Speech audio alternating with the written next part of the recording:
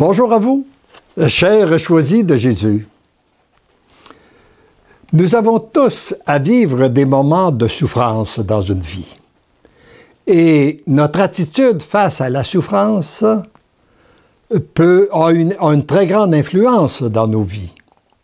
Et la méditation que nous allons faire ensemble dans ce texte peut nous faire changer notre attitude devant la souffrance. Et en changeant notre attitude, ça peut aussi changer toute notre vie. Et pour pouvoir bénéficier de toutes les grâces, commençons par invoquer l'Esprit Saint en lui adressant cette prière. Ô Esprit Saint, âme de mon âme, je vous adore.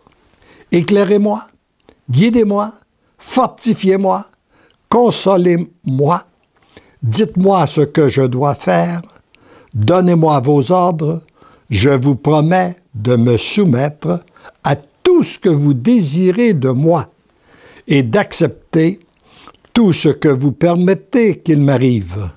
Faites-moi seulement connaître votre volonté. Amen. Et nous méditons aujourd'hui le message 115 dans le premier volume. Mon tout petit, ma toute petite. C'est toujours une nouvelle joie pour moi d'être en union de cœur et d'esprit avec toi. C'est très consolant hein, de savoir que notre Dieu est toujours heureux d'établir une nouvelle relation d'amour avec chacun de nous. Cette union est un baume pour mon cœur blessé. Toi, tu portes de petites souffrances devant certains comportements ou encore tu te sens traité injustement. Moi, je porte de grandes souffrances devant l'égarement de mon peuple. Mes souffrances sont encore beaucoup plus grandes lorsqu'il s'agit de l'un de mes fils de prédilection. Alors, lorsque nous méditons sur les souffrances que Jésus a endurées pour nous sauver, eh bien, ça vient nous aider à avoir un autre regard sur nos petites souffrances quotidiennes.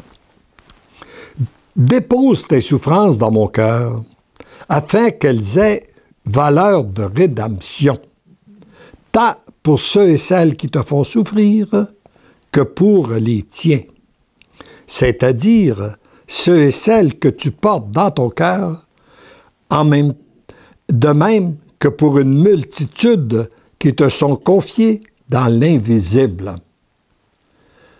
Voyez-vous, accueillir une souffrance, sachant qu'elle peut être bénéfique pour ceux et celles que nous aimons. Ça donne toute une autre dimension à nos souffrances. Et afin que rien ne soit perdu, dépose tout dans mon cœur, qu'il s'agisse de souffrance, de peine, de joie, de soucis ou d'échecs. Tout, absolument tout. Tu pourras ajouter le repos, la fatigue, la faim et les soifs, aussi bien que le manger et le boire, la chaleur et le froid, le confort et la misère. Enfin, tout ce que tu peux imaginer et vivre. Si tout est déposé dans mon cœur, accueilli et vécu par amour avec moi et pour moi, il devient important, car il devient un baume pour mon cœur blessé. Dans l'offrande au Père, ce dont des multitudes de cœurs et d'âmes, ce sont des multitudes de cœurs et d'âmes qui sont rejoints par l'amour pour devenir à leur tour l'amour.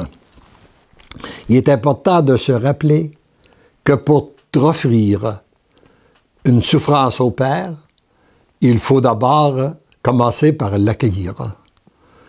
J'ai rencontré souvent des gens qui m'ont dit « Ben moi, je ne comprends pas. Je lui offre une souffrance et il ne la prend pas. » Et à ce moment-là, je demande, est-ce que tu l'as accueilli?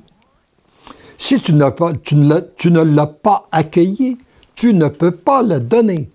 Commence par l'accueillir et après, tu peux la donner. Tout a été créé par amour et par l'amour. Lorsque tout est accueilli et vécu par amour et offert à l'amour, tout devient et redevient l'amour. Voilà la belle mission que le Père a confiée à chacun de ses petits et petites lorsqu'ils ou elles acceptent leur petitesse. Quelle joie, quel bonheur sommes-nous de pouvoir découvrir ensemble que nos souffrances ne sont pas inutiles, elles sont même très utiles et elles peuvent être bénéfiques pour ceux et celles que nous aimons. Elles peuvent être bénéfiques et sont sûrement bénéfiques pour nous aussi, et aussi pour l'humanité. Amen.